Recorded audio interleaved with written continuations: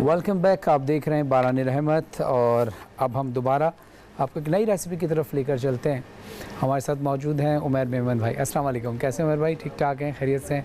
मज़ा आ गया परसों खाओ से खा के, फिर कल गोला गंडा खा के, आज क्या रेसिपी? आज मैं मलाई बोटी पराठा बनाऊंगा। अच्छा, ज़बरदस्त, माशाल्लाह। क्योंकि रमज़ान भी चल रही है तो पराठे ज़्यादा खाए जाते हैं। जी जी जी, किस तरह से बना रहे हैं, क्या रेसिपी है? देखिए, ये तो मैंने मैरिनेट कर दिया है पहले से। इसके अंदर मलाई डली हुई है और टिक्का फ्लेवर डला हुआ है। उन दोनों को मैंने मैच करके ये तैयार कर लिया है। अब इधर वक्त थोड़ा कम होता है तो थोड़ा सा पहले तैयारी करनी पड़ती है। तो आटा भी वैसे बेसिकली लोग घर में गूंद ही लेते हैं, तो आटे की रोटी भी मैंने बना ली है। सही। और मैं आपको बता दूं, ये डबल ते के साथ जो ये पराठा बनता है, ये थोड़ा सा हैवी होता है। अच्छा, किस तरह से ज़रा बताइए। ये पहले एक रोटी के साथ जो है मैरिनेट चिकन जो इसके ऊपर हम डाल देंगे। अच्छा, ज़बरदस्त। इसको थोड़ा सा फैला के फिर इसके ऊपर डबल तेल लग जाएगी। अच्छा, डबल तय है, वाह वाह। ये भी दोराजी में मिलता है? जी बिल्कुल, आपकी शॉप मिलेगा इंशाल्लाह। फिर इसको हम फोल्ड कर लेंगे।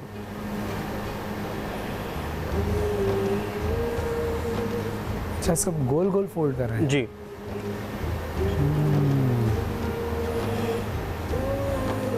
ज़बरदस्त।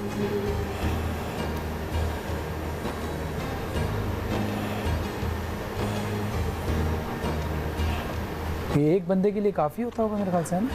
बंदा एक भी खा सकता है और दो भी खा सकते हैं। ये थोड़ा हैवी होता है। अच्छा, तो ये हमने फोल्ड कर लिया ऐसे। अब हम इसको तल लेंगे। ठीक, कितनी देर तलते हैं इसको? कम से कम 10 मिनट लगेंगे इसमें। चलें, आप इसको तलिए। और उमैर मेमन भाई का जो आउटलेट है, जो शॉप है, वो दोराजी में है ना? दोराजी में इंशाल्लाह आएंगे रमज़ान के बाद। और आप लोग भी जितने नाज़रीन इस वक्त देख रहे हैं, ज़रूर जाइएगा इनकी शॉप पर और फिर वहाँ मज़े मज़े की चीज़ें आप खाइएगा। नाज़रीन, अब वक्त हुआ है डिबेट कंपटीशन यानी स्पीच कंपटीशन का, जिसमें तकरीरी मुकाबला है। जिन्ना का पाकिस्तान फाउंडेशन की जानिब से मुकर्रिरीन हमारे पास आते हैं और वो तकरीर करते हैं और हम उनको मौजू एक देते हैं। और जो जीतने वाली टीम होती है उनको यूथ फाउंडेशन की तरफ से गिफ्ट हैम्पर मिलता है। कराची की शान पिज़्ज़ा स्पाइस की तरफ से गिफ्ट हैम्पर मिलता है। और इस सेगमेंट के लिए ताउन किया है 9 ट्रैवल एंड टूर्स ने, कि जो कि हज, उम्रा और ज़ियारत मुक़द्दसा के हवाले से काबिल एतमाद नाम है। जब भी आपको हज, उम्रा और ज़ियारत करने जाना हो हमारे साथ, ये हमारी कंपनी, तो आप इनके साथ हमारे साथ जा सकते हैं। हमारे साथ उलमा कराम मौजूद है, मौलाना आबिद रिजवी साहब और मौलाना अब्बास मेहदी तुराबी साहब। बहुत शुक्रिया आप दोनों उलमा कराम का। अस्सलाम वालेकुम वरहमतुल्लाह। कैसे हैं आप? ठीक हैं किबला। आपसे तो रहनुमाई हासिल करेंगे हम आज का, क्योंकि मौजू हमारा है ईमान की मजबूती। उससे पहले डिबेट तकरीरी मुकाबला स्पीच कंपटीशन है। हम चाहते हैं कि पहले हम उनसे तकरीर सुन लें, आप दोनों हज़रात की राय भी होगी ताकि उस पर भी फैसला कर दिया जाए। हमारी पहली मुकर्ररा है सुकैना शाहिद और दूसरे मुकर्रर हैं नजफ़ अहमद साहब। मेरी दरख्वास्त है पहले सुकैना शाहिद साहिबा से कि वो रोस्टम पे तशरीफ़ लाएँ। अस्सलाम वालेकुम, कैसे हैं सुकैना? तैयार हैं? बिल्कुल तैयारी पक्की है आज, मजबूत तैयारी। बिस्मिल्लाह कीजिए। आपका मौजू है इस दौर का हाकिम कहता है चुप। बिस्मिल्लाह। इजाज़त है? जी बिस्मिल्लाह। बिस्मिल्लाहिर्रहमानिर्रहीम। इज़्ज़त नफ्स किसी शख्स की महफूज नहीं, इज़्ज़त नफ्स किसी शख्स की महफूज नहीं। अब तो अपने ही निगहबान से डर लगता है। डंके की चोट पे जालिम को बुरा कहती हूँ, मुझे सूली से न जिंदान से डर लगता है। सदर अली वक़ार वो कौमें तारीख़ के औराक में गर्क होकर रह जाती हैं जिन्होंने तालीम को अपना जेवर नहीं समझा, जिन्होंने इस्लामी तालीमात पर अमल नहीं किया। अफसोस, आज हमारे मुल्क की आवाम फ़कत एक रोटी को तरस रही है, लेकिन हमारे मुल्क के हुक्मरानों के पास इतनी दौलत है कि उनकी 7 नस्लें भी बैठ कर खाएँ। अरे हुक्मरानों के बनाए हुए इस निज़ाम की बदौलत आज अमीर दिन ब दिन अमीर और गरीब दिन ब दिन गरीब होता जा रहा है। अफसोस कि हमारे अंबियाओं की बताई हुई सुन्नतों पर तो आज गैर मुस्लिम भी अमल करते नजर आ रहे हैं। कहीं बारक ओबामा को रेस्टोरेंट्स में खाना पकाते देखा गया, तो कहीं ऑस्ट्रेलिया के वज़ीर आज़म को साइकिलों पर सफ़र करते देखा गया। लेकिन जनाब वाला, अगर हम अपने मुल्क के हुक्मरानों पर नज़र डालें तो यहाँ पर मैंने छोटे छोटे बच्चों को फटे पुराने कपड़ों में गाड़ियों के शीशे साफ़ करते देखा, तो मैंने दूसरी तरफ मुल्क के हुक्मरानों को बड़ी बड़ी गाड़ियों में प्रोटोकॉल के साथ देखा। अरे एक तरफ मैंने मुल्क के पढ़े लिखे नौजवानों को हाथों में डिग्रियाँ लिए बेरोज़गार देखा, तो मैंने दूसरी तरफ अंगूठा छाप सिफारशियों को बड़े बड़े ओहदों पर फाइज होते देखा। सदर अली वक़ार, ایک طرف میں نے 5-10 ہزار کی موبائلوں کی خاطر گولیاں چلتے دیکھیں تو میں نے دوسری طرف ملک کے حکمرانوں کے بچوں کے ہاتھوں میں 5-5 لاکھ کے کھلونے دیکھے۔ ارے کیا انہیں حضرت علی کا وہ قول یاد نہیں کہ جس ریاست میں ایک غریبی روٹی چوری کرتے ہوئے پکڑا جائے تو اس قوم کے حکمران کے ہاتھ کاٹ دیے جائیں گے۔ صدر علی وقار، جب سے ہمارے ملک میں لاک ڈاؤن ہوا لوگ بیماری کے بجائے غربت سے مرنے لگے۔ ارے کہاں ہے وہ حکمران جو فقط ایک ووٹ کی خاطر لوگوں کے محلوں میں جا کر لیپ ٹاپ کی لالچ دیا کرتے تھے؟ افسوس، حکم خدا ہے کہ ایک ہاتھ سے دو مگر دوسرے ہاتھ کو خبر تک نہ ہو، اور حقیقتاً ایسا ہی ہوا۔ ارے ہمارے ملک میں لاکھوں کروڑوں کا راشن تقسیم ہو گیا مگر غریبوں کو خبر تک نہ ہوئی۔ یہ ملک کورونا وائرس سے کیسے لڑے گا جہاں ایک صابن کی ٹکیا دے کر سوشل میڈیا پر وائرل کر کے غربت کی تذلیل کی جاتی ہو؟ ارے جہاں ایک آٹے کا تھیلا دے کر تصویریں بنوائی جاتی ہو۔ صدر علی وقار، اپنے تو وہ ہوتے ہیں جو تکلیفوں میں ساتھ کھڑے ہوں، نہ کہ تصویروں میں۔ آج ہمارے ملک میں غربت کا یہ عالم ہے کہ مائیں خودکشی کرنے پر مجبور، باپ خود کو آگ لگانے پر مجبور، ارے بچوں کو بھوک و پیاس میں تڑپتا دیکھ کر پھانسی کے پھندوں پر لٹکانے پر مجبور ہیں۔ مگر افسوس کہ اب بھی اس قوم کا حکمران کہتا ہے خاموش، چپ چاپ سزائیں سہتا جا، چپ چاپ سزائیں سہتا جا۔ ارے حکمرانوں، آپ نے ہمیں تو چپ کرا لیا مگر آپ کو اللہ کی عدالت میں جواب ضرور دینا ہوگا۔ شکریہ۔ بہت شکریہ۔ یہ تھیں سکینہ شاہد صاحبہ۔ میرے دوسرے مقرر سے درخواست ہے نجف احمد صاحب سے کہ وہ راسٹروں پہ تشریف لائیں پلیز۔ السلام علیکم، کیسے ہیں آپ؟ ٹھیک ہیں؟ تیاری ہے پوری؟ جی، آپ کا موضوع ہے اس دور کا حاکم کہتا ہے چپ۔ بسم اللہ۔ مجھ سے نہ ہو سکے گا باطل کا احترام، میری زباں کے واسطے تالے خرید لو۔ صدر علی وقار، اس دور کا حاکم کہتا ہے چپ، یہ وہ خاموشی ہے جس کی 70 سال پرانی تاریخ ہے، جو کبھی مصلحتاً نافذ ہوا تو کبھی بزور طاقت نافذ کروایا گیا۔ صدر علی وقار، یہ کبھی میڈیا کے اوپر پابندی لگائی جاتی ہے تو کبھی صحافیوں کو اغوا کر لیا جاتا ہے، کبھی صدر علی وقار یہ وہ پابندی ہے جو کبھی ریڈیو اور ٹیلی ویژن کے اوپر لگائی جاتی تھی، آج وہی پابندی ویلاگ اور بلاگنگ کے اوپر لگائی جاتی ہے، کیونکہ صدر علی وقار اس دور کا حاکم کہتا ہے چپ۔ صدر علی وقار، لیکن میں کیسے چپ رہوں کہ میں نے اپنی ان گناہگار آنکھوں سے سانحہ سائیوال ہوتا ہوا دیکھا کہ جس کے معصوم بچے آج بھی حکمران وقت سے سوال کرتے ہیں لیکن حکمران وقت کہتا ہے چپ۔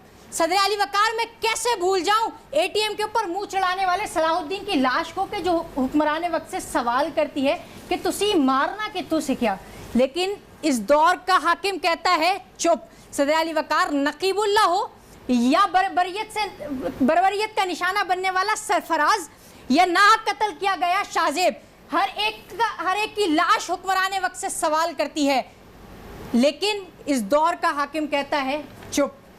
بات آگے بڑھاتے ہیں صدر علی وقار، کراچی کے اداروں کے اندر آج بھی کوٹا سسٹم ببانگے دہل گونجتا ہے لیکن جواب دینے والے خاموش ہیں۔ کراچی کی دولت لوٹے جانے پر شہری جواب کے منتظر ہیں لیکن جواب دینے والے خاموش ہیں۔ بلدیاتی نظام کی درستگی ہو یا سطحی بنیادوں پر ہونے والی ناانصافیاں، عوام حکمران وقت سے سوال کرتی ہیں لیکن جواب دینے والے خاموش ہیں۔ جی ہاں صدر علی وقار، میرے ایک جانب 27 دسمبر، 12 مئی، ماڈل ٹاؤن اور اے پی ایس جیسے خون آشام سانحات ہیں تو دوسری جانب تحقیقاتی کمیشن، کمیٹیاں اور آرڈیننس ہیں۔ وہ آرڈیننس جن پر عمل نہیں ہوتا، وہ کمیٹیاں جو رپورٹ پیش نہیں کرتی، اور صدر علی وقار، کمیشن تو ہمیشہ سے ہی گونگے بہرے ہیں کیونکہ اس دور کا حاکم کہتا ہے چپ۔ لیکن صدر علی وقار، یہ وہ چپ ہے جس کی وجہ سے زینب کی عزت لوٹی جاتی رہی، یہ وہ چپ ہے جس کی وجہ سے کشمیر کے اندر ماؤں کی ردائیں چھینی جاتی رہی، یہ وہ چپ ہے جس کی وجہ سے چیچنیا، بوسنیا، ایران، عراق اور شام کے اندر ظلم اور بربریت کی داستانیں رقم کی جاتی رہی، یہ وہ چپ ہے جس کی وجہ سے تھر کے صحراؤں کے اندر بھوکے بچے سسک سسک کر مرتے رہے۔ لیکن صدر علی وقار، اب اس چپ کے روزے کو توڑنا ہوگا، اپنی زبانوں پر لگے ان تالوں کو اب توڑنا ہوگا۔ آخر میں بس اتنا ہی کہوں گا کہ تیرے گناہوں کے پاپوں کو سرے بازار پھوڑ جاؤں گا، مثل ابراہیم ظلمت کے بتوں کو توڑ جاؤں گا، لشکر کریں گے میری دلیری پہ تبصرے، مر کر بھی زندگی کی خبر چھوڑ جاؤں گا۔ ماشاءاللہ ماشاءاللہ۔ نجف احمد صاحب، آپ بھی روسٹروں پہ تشریف لائیں، سکینہ شاہد صاحبہ آپ بھی آ جائیے۔ جی مولانا عابد صاحب۔ بسم اللہ الرحمن الرحیم۔ مجموعی طور پہ دونوں بچوں نے اچھی تقریر کی اور اپنے موضوع کو اچھے انداز سے بیان کیا۔ میں اگر دونوں میں سے کسی ایک کو ترجیح دینا چاہوں تو سکینہ شاہد صاحب کہ ان کی لفاظی اور روانی اچھی تھی، اس کے مقابلے میں بائی تھوڑا لڑکڑائے کئی جگہوں پر اٹکے، اس کے مقابلے میں سکینہ شاہد صاحب کی تقریر اچھی تھی۔ جی بالکل، ہماری بچی نے بہت اچھے انداز سے موضوع کو نبھایا، تلفظ اچھا تھا، ادائیگی اچھی تھی، بنسبت ہمارے برادر کے کہ وہ تھوڑا سا ڈگمگا گئے، تو سکینہ شاہد جو ہے وہ یقیناً آج ٹھیک ہے۔ اچھا، بس آپ کے علماء کرام کے مطابق فیصلہ تو ہو گیا، کیونکہ اب میں کسی ایک کے لیے بھی بولوں گا تب بھی میرے خیال سے سکینہ شاہد ہی فاتح ہوں گے، کہ دو کی رائے جو ہے سکینہ کے لیے ہیں۔ لیکن میں سکینہ کو آپ کو بتاتا چلوں کہ آپ نے جب وہ بولا تھا نا نگہبانوں، تو وہ نگہبانوں نہیں ہے، نگہبان آپ نے بولا تھا، جبکہ وہ ہے نگہبانوں۔ اور جب آپ نے حضرت علی کا نام لیا تو کسی بھی ہستی کا نام لیتے ہیں، جیسے رسول اللہ خدا صلی اللہ علیہ وسلم کا نام لیتے ہیں تو صرف محمد نہیں کہتے، آگے صلی اللہ علیہ وسلم بھی لگاتے ہیں۔ جب آپ نے حضرت علی کا نام لیا تو آگے آپ نے علیہ السلام بولنا چاہیے، احترام ہوتا ہے۔ اور دوسری چیز یہ کہ آپ کے دلائل بڑے مضبوط تھے، اچھے تھے۔ اب آتے ہیں نجف احمد کی طرف، آپ کا انداز بیان کمال تھا، آپ کی دلائل بھی بڑی اچھی تھی، لیکن فمبل آپ 2-3 جگہ پر ہوتے رہے۔ اچھا، کچھ جو میجر غلطیاں تھیں اس میں تلفظ کی تھی زبان، تو زبان اصل تلفظ ہے زبان، ٹھیک ہے۔ دوسری چیز یہ کہ بربریت لفظ ہے، آپ نے اس کو روانی میں بڑبڑیت نکل گیا تھا۔ ابھی آپ یہ ویڈیو جب اپلوڈ ہوگی تو آپ دیکھ لیے گا یوٹیوب پر، اور جہاں آپ نے استعمال کیا لفظ کہ عزت لوٹی جاتی رہی ہونا چاہیے، آپ سے رہی نکل گیا تھا، تو یہ غلطیاں بھی تھیں۔ اس کے باوجود بھی بہرحال فیصلہ 2 کے مطابق تو ہو گیا، تو آج کی فاتح ہیں سکینہ شاہد صاحبہ۔ لیکن آپ کو میں اگر اپنے حساب سے کمپیئر کروں تو آدھے نمبر کا بھی فرق، شاید بہت زیادہ فرق ہوگا، بہت آدھے نمبر سے بھی بہت کم کا فرق ہے۔ آپ دونوں کو یوتھ فاؤنڈیشن کی جانب سے ملتا ہے گفٹ ہیمپر، اور کراچی کی شان پیزا اسپائس کی طرف سے، اور 9 ٹریول ٹورز کا بھی شکریہ۔ آج کی فاتح سکینہ شاہد صاحبہ، بہت بہت شکریہ آپ دونوں صاحبہ کا۔ جی عمیر بھائی، کیا ہوا، بنا کچھ؟ جی دکھائیے، یہ ذرا زوم کیجیے گا عمیر بھائی کی طرف۔ جی ماشاءاللہ، ارے واہ عمیر بھائی، ماشاءاللہ ماشاءاللہ، اس کو آپ نے زبردست، یہ دیکھیے ناظرین کتنا خوبصورت اور کتنا اچھا، یہ دیکھنے میں اتنا اچھا لگ رہا ہے ماشاءاللہ، تو کھانے میں تو اور زیادہ اچھا ہوگا۔ میں بہرحال ٹیسٹ کر کے دیکھ لیتا ہوں تاکہ میں گواہی دے سکوں آپ کو کہ یہ کتنا مزیدار تھا۔ ماشاءاللہ، الحمدللہ ناظرین، واقعی میں بہت لذیذ ہے، اور آپ انشاءاللہ اس کو ٹرائی بھی کیجیے گا، اور اگر ٹرائی نہ ہو تو عمیر بھائی کے دورہ جی والی شاپ پہ ضرور جائیے گا، نمبرز آپ کے پاس لکھے ہوئے ہیں اسکرین پر، تو ضرور ٹرائی کیجیے گا، عمیر بھائی سے پوچھیے گا۔ عمیر بھائی بہت بہت شکریہ آپ کا، خدا آپ کے رزق میں بھرپور اضافہ فرمائے اور آپ کے کاروبار میں مزید ترقیاں عطا فرمائے۔ ہم چلتے ہیں علماء کرام کی طرف۔ ہمارے ساتھ موجود ہیں معروف عالم دین عابد رضوی صاحب اور معروف عالم دین جناب عباس مہدی ترابی صاحب۔ قبلہ، آپ کے سوالات کا سلسلہ آپ سے شروع کرتے ہیں اور رہنمائی حاصل کرتے ہیں۔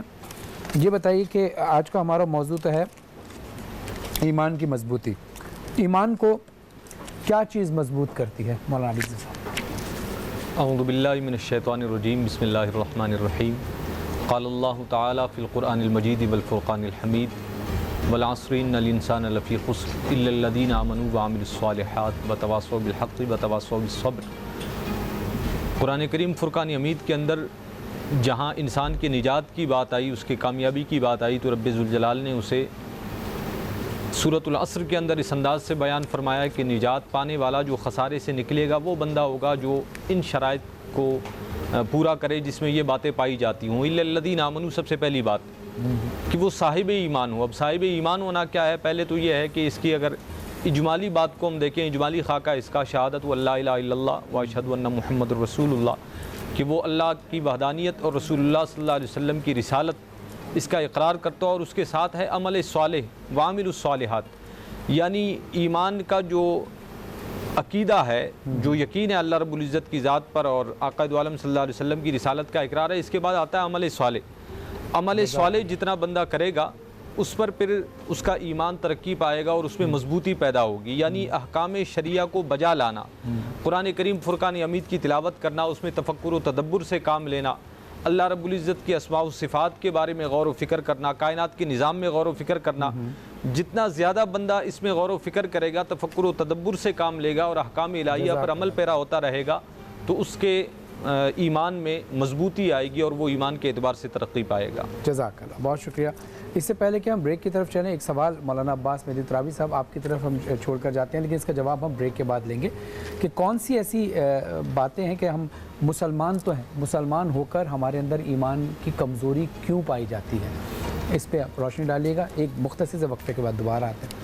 ناظرین دیکھتے رہیے باران رحمت، ایک مختصر سے وقفے کے بعد آتے ہیں۔ بہت ضروری ٹاپک چل رہا ہے ایمان کی مضبوطی۔ ہم مسلمان ہیں، مسلمان کہتے ہیں مسلم ایمان والے کو، لیکن مسلمان ہوتے ہوئے ایمان کی کمزوری ہونا یہ بہت بڑا سوالیہ نشان ہے۔ دیکھتے ہیں باران رحمت، دیکھتے رہیے، آتے ہیں مختصر سے وقفے کے بعد۔ Thank you very much.